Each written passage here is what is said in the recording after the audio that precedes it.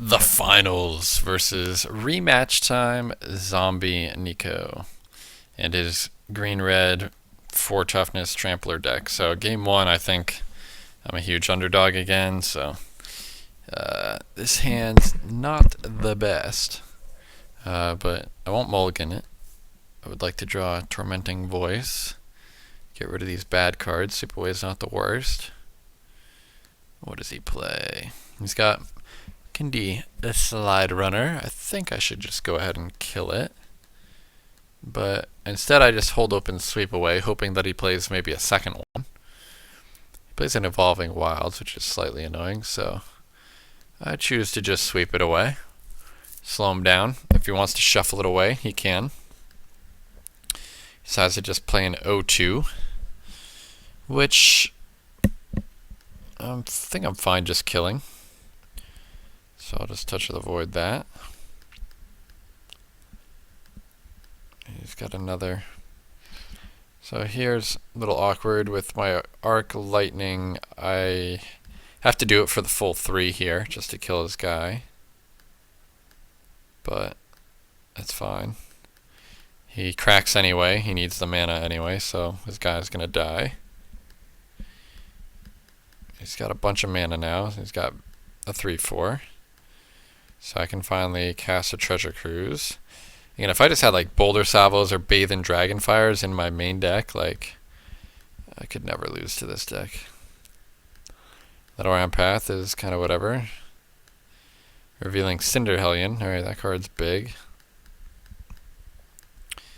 Okay, I've got Bone to Ash for it though, so that's fine.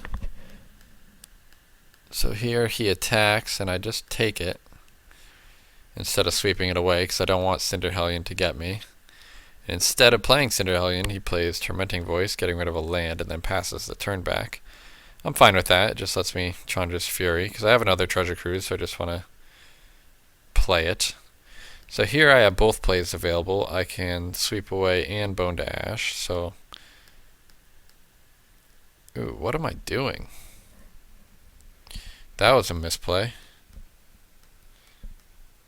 Alright, I definitely Bone to Ash this, but why didn't I Sweep Away? I should have swept his 3/4 away. And I should be at 11 life. Why am I playing so bad? Hooting Mandrills. Alright, well, that's pretty annoying, but I don't have the ability to... I'm taking 5. Yeah, I don't know why. Ugh. Alright, so I'm just going to sweep away his Hooting Mandrill's end of turn, I guess. This is why it's better than Whisk Away. Just so he isn't beating me down. Again, Chandra's Fury. It's just like Bathe in Dragonfire, just win easily. So, play my land. And I guess I just play Rolling Thunder, kill both these guys. Because I know he has Rolling Thunder in his deck, so he could kill me out of nowhere pretty easily. He's got another Cinder Hellion, which is bad news for me.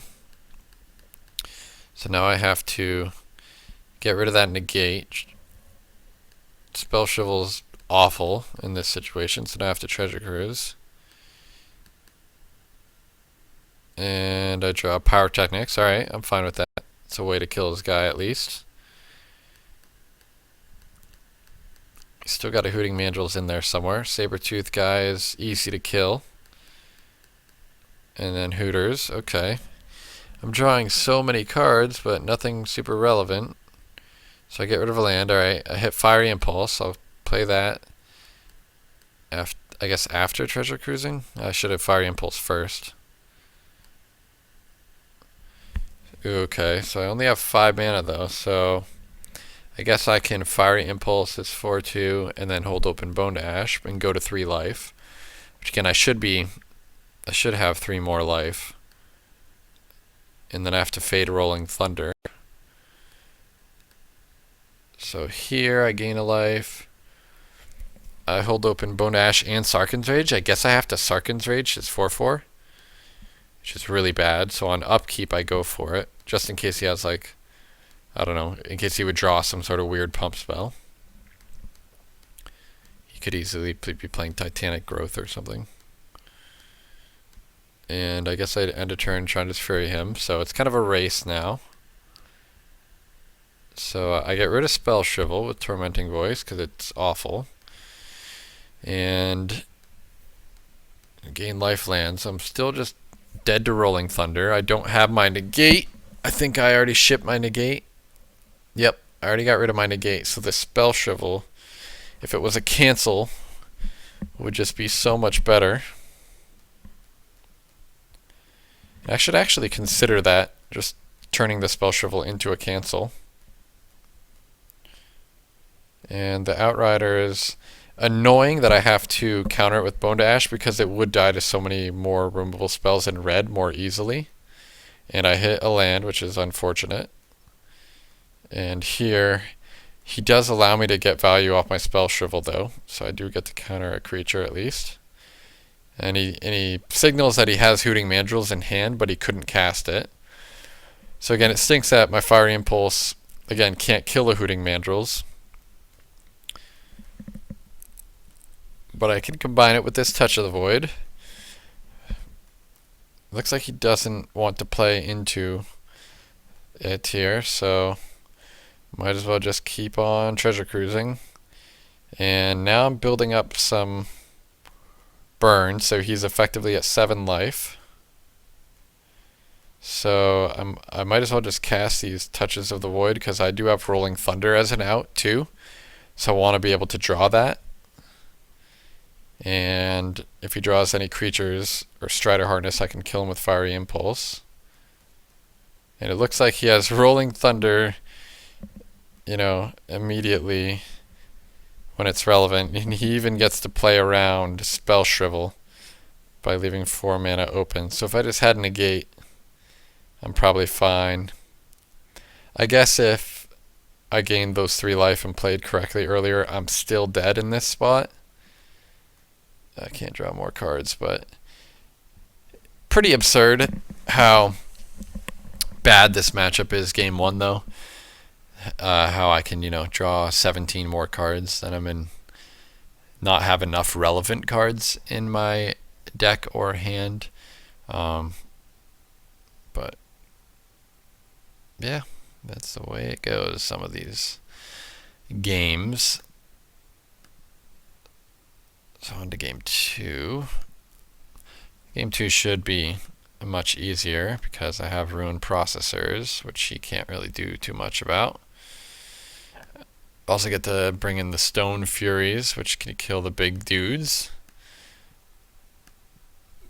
Arc Lightning, Fiery Impulse can kill all the small early game creatures, so I'm fine with this on the play.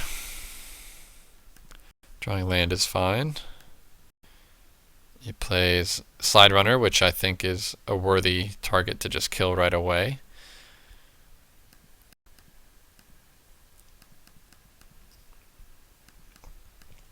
Whisper. I kill that right away. It looks like he's stuck on mana.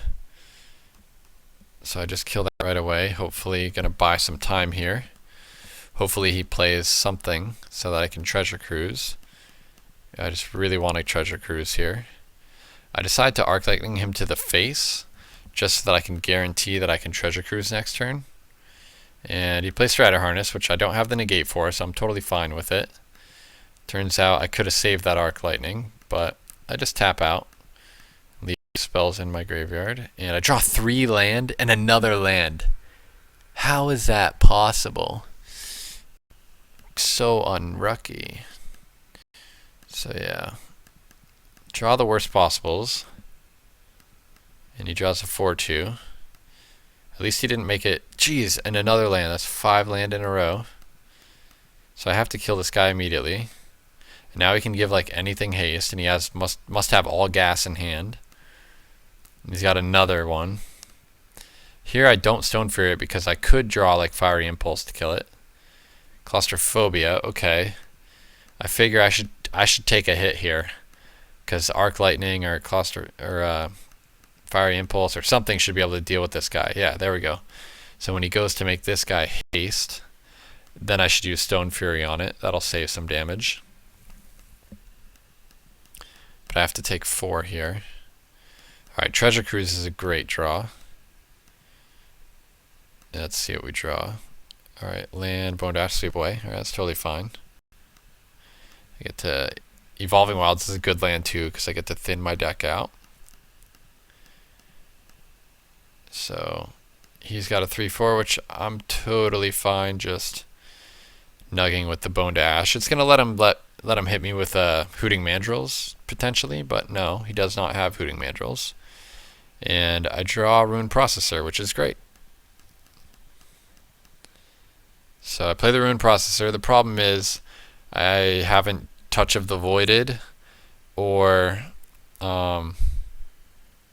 whatever. So he hasn't played Hooting Mandrills, so I don't have the ability to gain 5 life, which shouldn't be that relevant. I have a 7 in play, so he's got Llanowar Empath, and of course he hits. He always hits.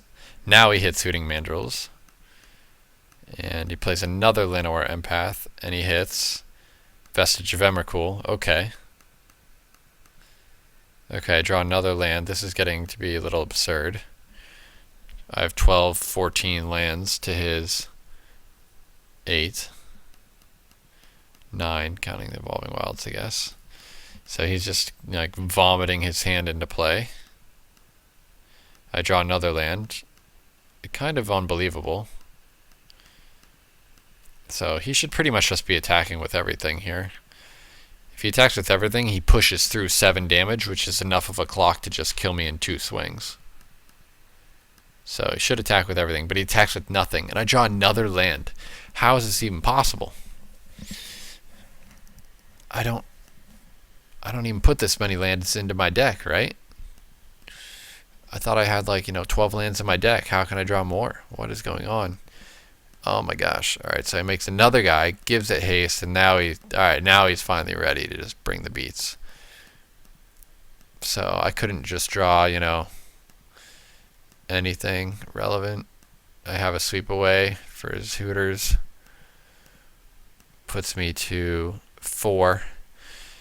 I would need to play back-to-back Ruin Processors to stay alive, and I draw Negate. Yeah.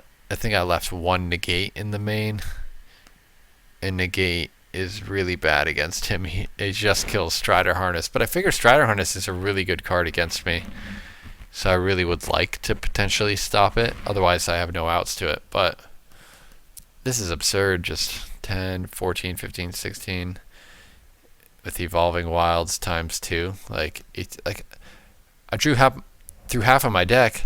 There's only 5 more lands left. Statistically, I'm running 36 lands or whatever, according to how I've drawn. But I'm not. I am running 23. So yeah, so I learned the main deck burn strategy is a little bit weak, especially against a deck like his with just a bunch of big creatures. If I just played the Ruin Processor's main, that makes me less dependent on burn spells to finish them off, so then I can cut the Sarkhan's Rage, because Ruin Processor deals with Gurmag Angler and Hooting Mandrills all alike pretty well, and I can cut some of the Chandra's Furies. I'll leave some of them because there are token decks out there. But I just get to cut some of the removal spells and just play a really, really sick endgame. And that lets me potentially have more sideboard cards. I can play more Bathe in Dragonfire or Boulder Salva or something in the sideboard.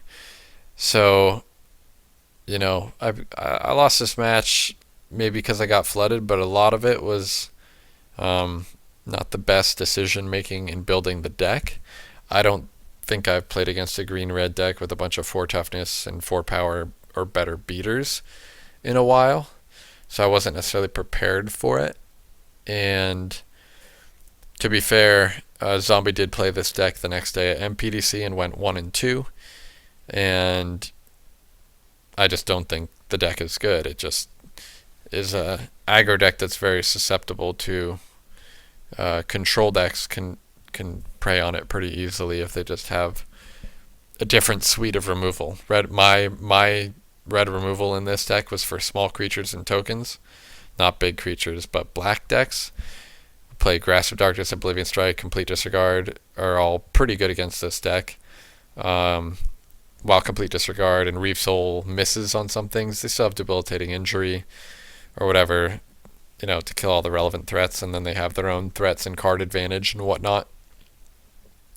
Even the white control decks, Celestial Flare, Gideon's Approach, Kill Shot, all those cards that are being played are all pretty good against this deck. And then those decks actually have card advantage.